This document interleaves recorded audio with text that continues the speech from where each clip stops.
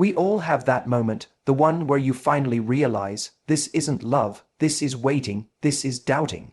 This is giving more of yourself to someone who stopped showing up a long time ago, and still you stayed, hoping they'd change, hoping they'd finally see the version of you that kept forgiving, kept explaining, kept hoping. But here's the truth most people don't want to admit.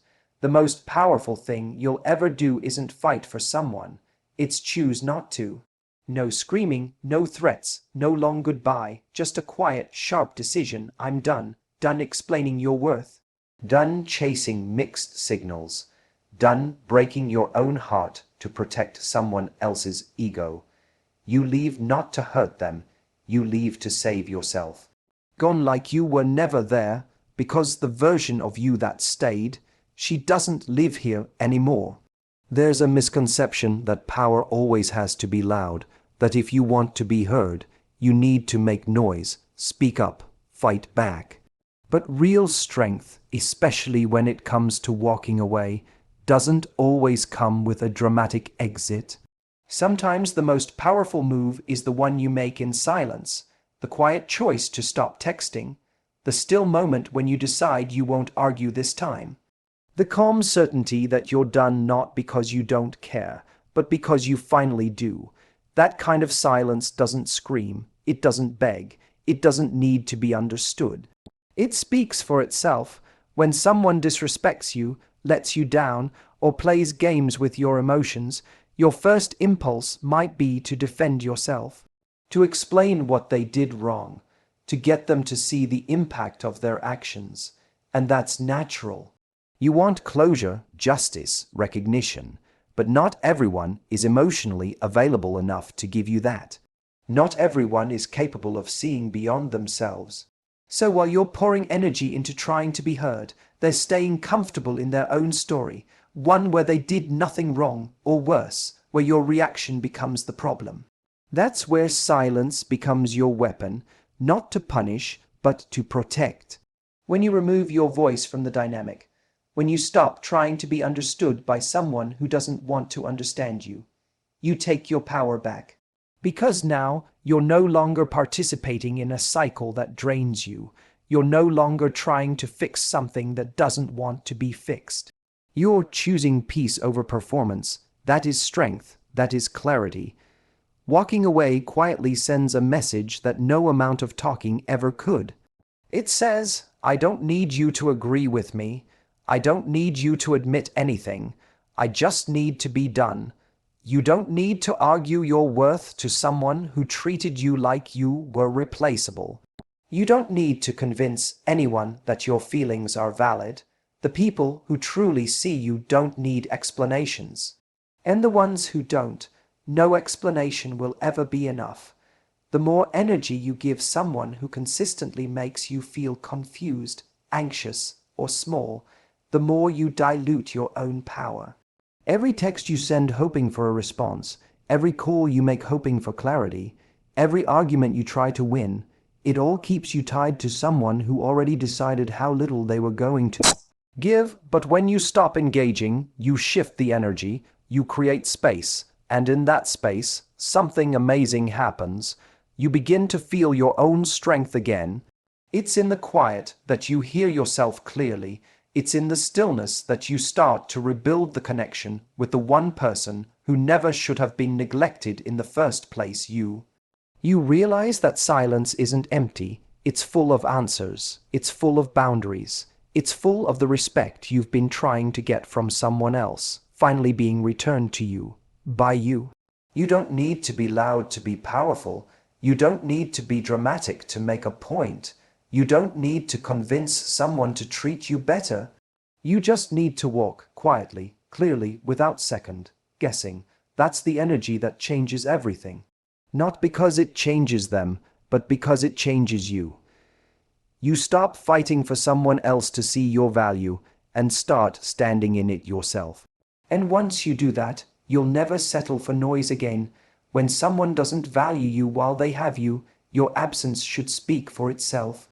So often, we try to teach people how to treat us while we're still in the relationship, still present, still available. We show up with love, effort, understanding, and patience, believing that eventually they'll realize how lucky they are. We hope that our consistency will awaken something in them, that they'll finally stop taking us for granted and start appreciating us the way we deserve. But for some people, unfortunately, value is only seen through loss. It's one of the hardest things to accept, that someone you gave so much of yourself to didn't fully see you until you were gone. And even then, sometimes it's not even about love. It's about the convenience of having someone who always showed up. When you finally pull away, when your name no longer lights up their phone, when your energy isn't readily available to them anymore, that's when they notice. That's when they feel the shift. But by then, if you've done the work, you're already gone. Not just physically, but emotionally, mentally, spiritually. Gone in the ways that matter. You may not get the apology. You may not get that you were right. You may never hear the words you longed to hear. But you will feel something better, your own peace, because you'll realize you don't need them to wake up in order for you to move on. You don't need to wait around for them to finally value what they had. You just need to value yourself enough to stop handing your time and energy to someone who only misses you once you're unavailable. Your presence should never be a lesson someone learns after losing you. But if they do, let that be their lesson, not your responsibility. You don't have to go back just because someone finally notices your worth, because noticing isn't the same as cherishing. Missing someone isn't the same as being ready for them. A person can miss your kindness, your support, your energy, and still not be capable of giving you what you need. Don't confuse missing with growth. Don't mistake regret for change. The truth is, when someone treats you like you're optional, it's not your job to remind them why you're not. It's your job to remember it yourself. You're not here to be someone's wake-up call. You're not here to wait for someone to catch up to the level of love and commitment you're offering. If they couldn't see it while they had it, they don't deserve access to it when they realize what they lost. That's why your absence matters more than your explanation. When words fail, when they don't take you seriously, when they ignore your needs, your silence, your absence becomes the only message they'll understand. But by then, it shouldn't be a message meant for them. It should be a declaration for you, a turning point, a moment of reclaiming your power, your time, your self-respect. People often don't realize the weight of your presence until it's no longer there. They remember the little things, the care, the patience, the way you always made them feel understood. But the point of walking away isn't to make them realize what they lost. It's to make sure you don't forget what you deserve. Your energy, your love, your loyalty, it's valuable. It's not something to be handed out to people who only appreciate it in hindsight. Let your absence be felt, not because you want to hurt them, but because you're finally done hurting yourself. Let your silence be the answer to the questions they never bothered to ask. And let your decision to walk away fully and finally be the moment you stop asking to be chosen and start choosing yourself. Not everyone you lose deserves a final chapter. Some people don't earn a conversation, an explanation, or a dramatic closing scene. Because not every ending is meant to be mutual, fair, or clean. Some endings happen because you simply outgrew the situation. You woke up to a pattern you were once too emotionally invested to challenge. You stopped accepting the silence, the inconsistency, the excuses. And the truth is, not everyone can give you the kind of closure you think you need. Some people avoid confrontation, some lack emotional depth, and some just don't care enough to help you make sense of the ending. That doesn't mean you can't move on. It just means you're the one who has to create your own peace. We often hold ourselves hostage waiting for closure, waiting for that one last talk, that one final apology, the moment they finally take accountability. But that moment rarely comes, and if it does, it's usually not satisfying. It doesn't erase the neglect, the confusion, or the emotional toll the relationship took. In fact, sometimes hearing them justify their behavior only makes things worse, because when someone minimizes your pain or denies your experience, you're left feeling even more unheard. That's why distance is sometimes the only closure you'll ever need. You don't have to keep going back to someone who left you emotionally starved, just to try and end things properly. What does that even mean? Properly? For who? Closure isn't about fairness, it's about freedom. It's the moment you stop looking for the missing piece and accept that the puzzle is over. You don't need them to sign your decision to leave. You don't need them to agree that it's broken. If you're done, then it's done, and that doesn't make you cold. It makes you self-aware, because here's what's real. If someone didn't value your presence, they don't get access to your goodbye. If someone ignored your needs while they had you, they don't get to hear your final thoughts. And if someone made you feel like you were hard to love, you don't owe them one more ounce of emotional labor to ease their guilt or soften their memory of how they treated you. Some people don't need closure, they need consequences. They need to sit with the silence they created. They need to feel what it's like to not be able to reach you when it's convenient for them. Your decision to walk away quietly, without explaining yourself for the 100th time, is the loudest thing you could ever say. It says, I no longer need you to understand me.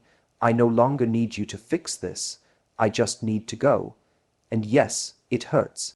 It hurts to leave without answers. It hurts to let go when your heart still has questions. But staying in the hope that someone will eventually care enough to give you closure is its own kind of heartbreak. You stretch yourself thin waiting for clarity that may never come. You put your healing on pause. You give away your power. But you don't have to anymore. You can decide that you get to close the door. That the conversation you've been playing in your head doesn't need to be spoken out loud. That the healing you've been waiting for from them, you can give that to yourself, not through a final message or a big goodbye, but through quiet distance. Through holding your own boundary, through choosing peace, even if it doesn't come with an explanation. Sometimes the closure is knowing you had the strength to walk away from someone who couldn't show up. And the freedom that comes when you no longer look back, not because you don't care, but because you finally do about yourself. Letting go without resentment is one of the most powerful things you can ever do. It's easy to believe that detachment has to come from bitterness, that in order to finally walk away, you have to build anger, hold a grudge, or make them the villain in your story. But real strength isn't found in rage, it's found in clarity. It's in the moment you realize that holding on to resentment keeps you emotionally tied to someone who already showed you they weren't capable of giving you what you needed. You can release a person not because you want to punish them, but because you want to free yourself. It's human to want justice, to want the other person to understand how deeply they hurt you, to want them to acknowledge what they did or admit they fell short. But very often, the people who hurt us are the ones least equipped to give us that healing moment. They may not see it. They may not accept it. They may not care to.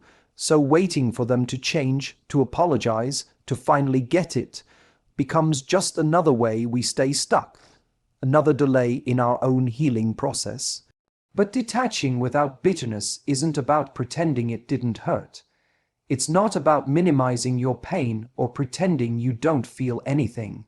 It's about honoring your feelings without needing revenge. You acknowledge what happened. You grieve what you lost. And then, instead of building a story where they're the reason you're still broken, you build a new one where you become the reason you healed. That's the difference between staying emotionally entangled and actually moving on. You don't need to destroy someone in your mind in order to be done with them. You can say, this isn't healthy for me anymore, and leave. You can say, I deserved better than what I accepted, and still not hate them. Because hate is still a form of emotional engagement. Bitterness still ties you to their energy, and you deserve to be free from all of it, not just the relationship, but the weight it left behind. Forgiveness doesn't always mean reconciliation. Sometimes it means making peace with the fact that they will never say sorry, that they will never understand your version of the story, and that's okay, because closure isn't something they give you, it's something you give yourself. It's the moment you stop chasing justice and start choosing peace. You choose to be okay without the validation. You choose to accept that the relationship didn't give you what you hoped for, but it taught you what you needed to learn. When you let go without resentment, you take your energy back. You stop wasting it on analyzing their actions, decoding their silence, or wishing the past played out differently. You stop giving them power over your emotions. That energy, redirected inward, becomes the fuel for your healing. It allows you to focus on yourself, your growth, your future, not your frustration. People will come and go. Some will leave quietly, others will leave damage, but how you respond is always your choice. You can carry the pain with clenched fists, replaying every wrong. Or you can set it down, breathe, and walk forward without letting it harden your heart. That doesn't mean you forget. It just means you refuse to let the pain own you. In the end, detachment without bitterness is a form of grace. Not for them, for you, because you're not doing it to make them feel better. You're doing it so you can feel better. So you can finally stop reopening wounds with thoughts of what they did or didn't do. So you can move forward not with emotional armor, but with emotional freedom. You're not cold, you're just clear, and that clarity is what sets you free. There comes a point when waiting for someone to show up for you becomes more painful than the idea of letting them go. We spend so much time hoping people will grow, will finally see our worth, will step into the version of themselves we believed they could be. We hold on to potential, to glimpses of connection, to the idea that if we're patient enough, loyal enough, forgiving enough, they'll meet us halfway. But real love doesn't require you to lose yourself while you wait, and the longer you stay in a place where you're underappreciated, the more you start to forget how to fully appreciate yourself. Waiting for someone to love you properly isn't loyalty, it's delay. It's putting your life on hold for a future that may never exist. You keep making excuses for their behavior, justifying their emotional absence, telling yourself it's just a phase. But love isn't meant to be a guessing game. It's not supposed to leave you in limbo. If you're constantly wondering where you stand, you're already standing alone. If you're the one always initiating, always forgiving, always explaining, you're carrying something that was meant to be shared. Relationships are not meant to be one-sided acts of emotional labor. You don't have to earn someone's attention. You don't have to audition for love. The painful truth is, people will only rise to the standard you hold yourself to. If you tolerate half love, you will keep receiving it. If you accept inconsistency, you will keep getting it. But the moment you decide you're no longer available for anything less than mutual effort, things begin to shift. Not because the other person changes, but because you do. You stop chasing. You stop hoping they'll wake up one day and realize what they had. You stop confusing their moments of convenience with real commitment. No one is coming to save you from the emotional trap of waiting. You save yourself. You choose to walk away not because you stopped caring, but because you finally started caring about yourself more. You choose to stop waiting not because you gave up on love, but because you know love shouldn't feel like waiting. Love should feel like home, safe, reciprocal, steady. And if it doesn't, then no matter how strong your feelings are, it's not the right place for your heart to live. Letting go of the weight is an act of self-respect. It's saying, I believe in love, but I also believe in timing, and if someone can't meet me now, I'm not going to put my life on hold hoping they will someday. It's trusting that walking away creates space, not just for someone new, but for clarity, peace, and healing. It's allowing yourself to feel the sadness of what didn't happen, without letting it define what's still possible. You are not hard to love, you are not asking for too much, but you are asking the wrong person. The person who keeps you guessing, who shows up when it's convenient, who leaves you with more questions than answers. That is not your person. You don't need to hold the door open any longer. You don't need to keep checking if they'll finally knock. You walk away, not because you want to close your heart, but because you're done leaving it open for someone who never walks through. The time you spend waiting is time you can never get back. But the moment you decide to stop waiting is the moment you take your power back. And from that place, from that strength, you'll build something better. Not just with someone else, but with yourself. The version of you that no longer waits to be chosen because she's already chosen herself. It's not just about leaving someone behind. It's about what you step into after you do. People often think the real power is in the moment you walk away, and yes, that moment matters. It takes courage. It takes clarity, but the true transformation happens in everything that follows. It happens in the space you create when you stop chasing someone who never showed up fully. It happens in the silence that teaches you more about your strength than any conversation ever could. It happens when you stop tying your worth to someone's inability to love you the way you needed, and you start redefining your life without them in it. After walking away, you're going to feel the pull to look back. It's normal. You'll replay the good memories, the laughter, the moments where it felt like everything made sense. That's not weakness. That's being human. But the key is not to let those memories convince you to return to something that cost you your peace. Missing someone and needing them are not the same. You can miss who they were at their best and still know that who they were most of the time wasn't right for you. Growth happens when you stop mistaking emotional intensity for emotional safety. The days after you leave will be quiet in a way you might not expect. At first, the stillness might feel like loneliness. You're used to the highs and lows, the confusion, the temporary affection followed by the recurring disappointment. Without that emotional roller coaster, life can feel flat, but that's only because you were living off of adrenaline, not real connection. Over time, that quiet won't feel empty, it'll feel peaceful, because now you're not constantly questioning your worth, doubting your instincts, or waiting for someone to meet you halfway. The real power after walking away is in choosing yourself again and again, in not texting them just to feel seen, in not checking their social media just to feel close, in not romanticizing the very thing that drained you. It's in building a life that isn't rooted in proving something to them, but in becoming everything you deserve for yourself.